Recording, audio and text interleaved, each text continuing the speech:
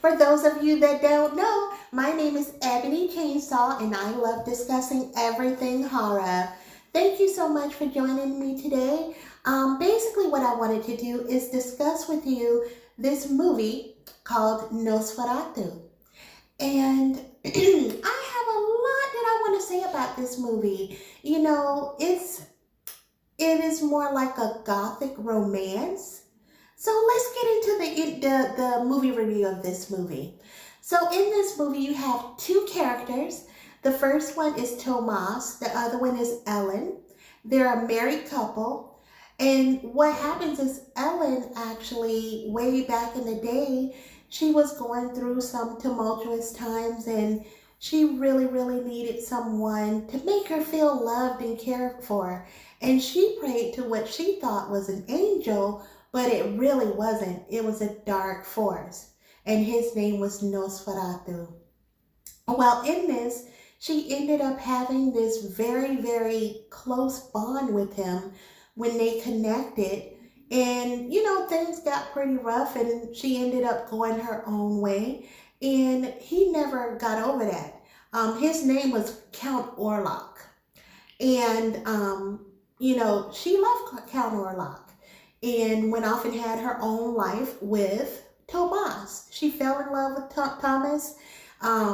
She was really, really happy, but at some point she was just always having these feelings of dread, like something was going to happen. Their love was going to be challenged somewhere down the line. She always had these visions and everything.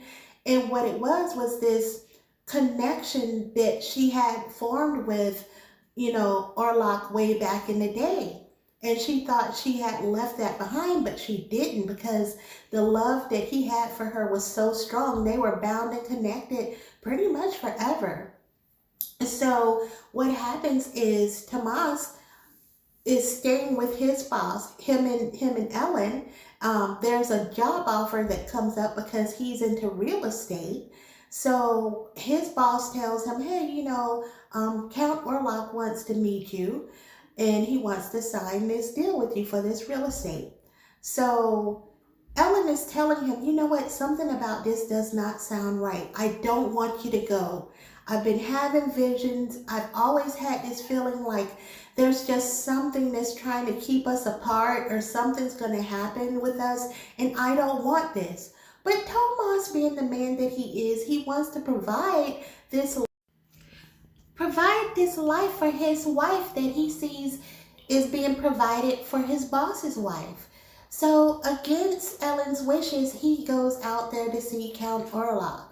And when he goes out there, this is where things get a little complicated, because in this movie, you will see that he goes on this journey to go and meet with the Count. And when he's doing that, he goes to this town which has been plagued by sickness and, all kinds of things. It's not necessarily sickness, but just like a darkness and everything. And basically, this is because the Count is controlling this town. So the town that the Count is in, they're bound by him to make sure that there's a sacrifice that's being made occasionally in order to keep that town thriving, the people in the town thriving. So at some point when in this trip, Thomas realizes something isn't right, and, he gets out of that town, in which he finally makes it to the Count. Now, once he does make it to the Count and they have a conversation, he ends up doing business with the Count and signing this contract for this deal, which to me, it was almost like making a deal with the devil. And perhaps Tomas didn't really understand the significance in this, but he was literally giving him the opportunity to take his wife, So Tomas does this. Once he signs the contract and everything, the Count actually feeds from Thomas to get this strength and this energy he needs. Then he sends Tomas on his way, and his wife, Ellen, is just, so sick and worried because She's thinking, oh my goodness, where's my husband? Have you guys seen him? Like, what is going on? And in all of this, his boss that they're staying with at the time, he's going through it because his wife is having, challenges of her own. And she has these children, she's pregnant, and the kids are afraid of, the whole monster in the closet type thing. And her husband is so disconnected. In this story, you see that the women are just truly at the mercy of men, back then in that time. It just really emphasizes on that. And it emphasizes on the things, the the things that the women are concerned about, and they go to their spouses about it. So basically, in that, you can pretty much see that there's a foreshadowing in this, because these women are just dealing with these internal challenges and stuff and not being heard. So what ends up happening is that, Tomas's boss decides to go ahead and bring in some people, the doctor, a doctor and scientist, and the doctor happens to be William Dafoe.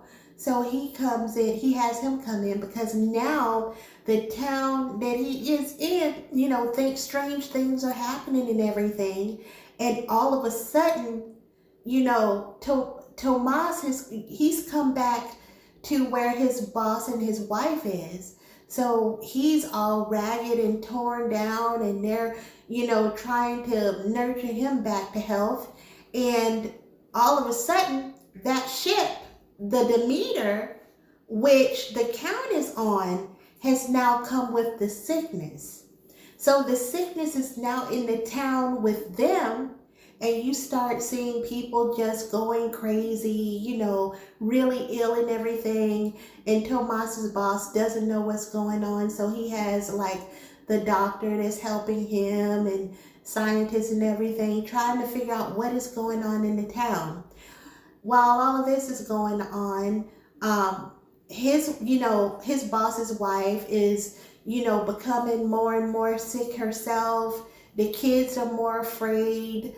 Ellen is, trying to take care of her husband and figure out what's going on, because, she's starting to have more and more feelings of dread, because she knows that something is happening. Like, the things that she's been so afraid of is so much closer to her than ever.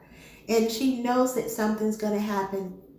And of course, what ends up happening is that eventually the boss's wife, she, is left alone because her husband's trying to figure out things.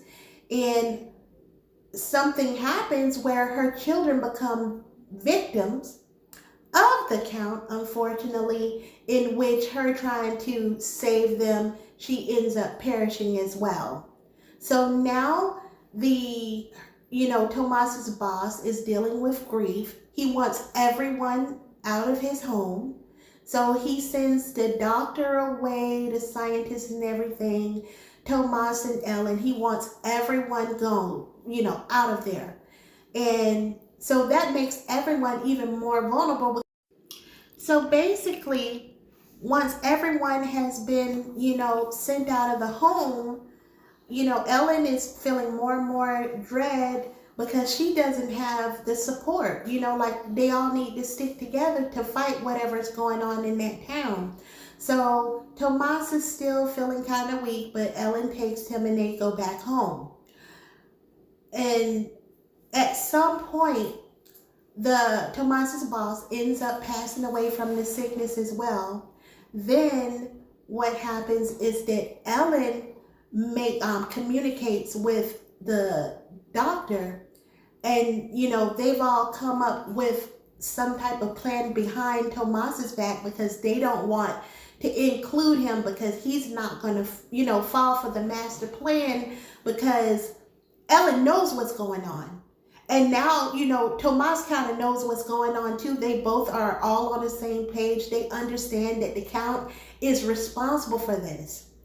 And so what happens is the plan is Ellen has made a plan with the doctor to go ahead and draw the Count in when Tomas goes to find the Count to destroy him. Well, Tomas doesn't know that they've used, Ellen to be the ploy to get the Count to come. And they go to the tomb to go find the Count. And when they do that, he's not there. And the doctor and scientist knows that he's not there. And Tomas is frantic because he's like, if the Count is not here, where is he?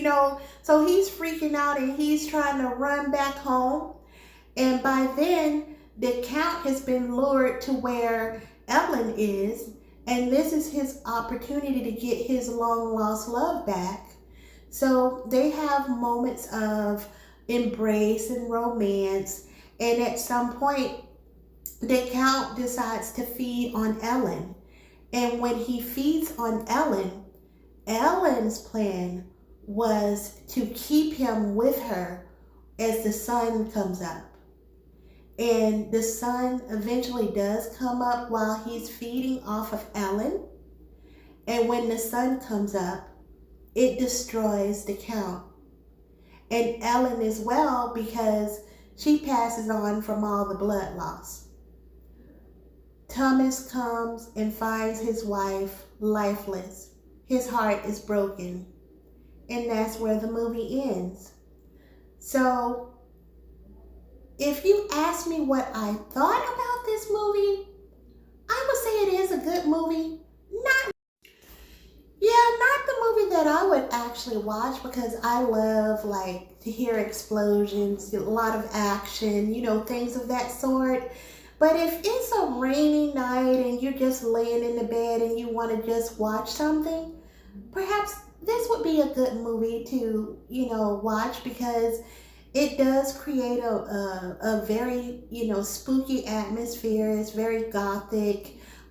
It's dark, rainy, cold, frigid, type of atmosphere in this movie. All the actors did a wonderful job. It was very well written. If I had to compare it to something, to me, because I am such a Phantom of the Opera person, I love the Phantom of the Opera, this kind of gave me the feeling of that, like how Ellen thought that she was talking to an angel, but she was really talking to a dark angel. And he spent a lifetime longing and wanting and caring for this woman that he once connected to. So from that aspect of the movie, it reminded me a lot of the Phantom of the Opera, like the, general premise story of it. But yeah, it was very well done. So like I said, if you do get a chance, go ahead and check this movie out and see what you think. If you like just like a slow simmering romantic gothic movie about vampires, go ahead and check it out. It's not going to be a whole bunch of gore and all of that in action, but it's just a nice little gothic romantic vampire movie. So that's my review, guys. Hope you enjoyed it. Thank you so much for listening to me. And if you can, please like, share, and subscribe. I greatly appreciate it. Until then, this is Ebony Chainsaw. I'm out.